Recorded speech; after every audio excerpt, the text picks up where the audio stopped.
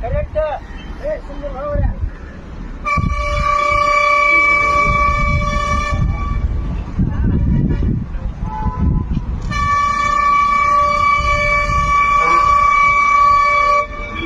current ಇಲ್ಲ ನೋಡ್ರಾಗ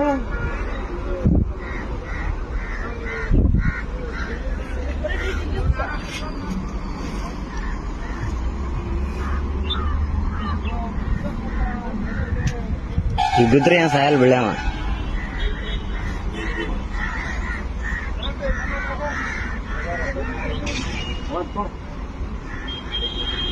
ಗಾಡಿ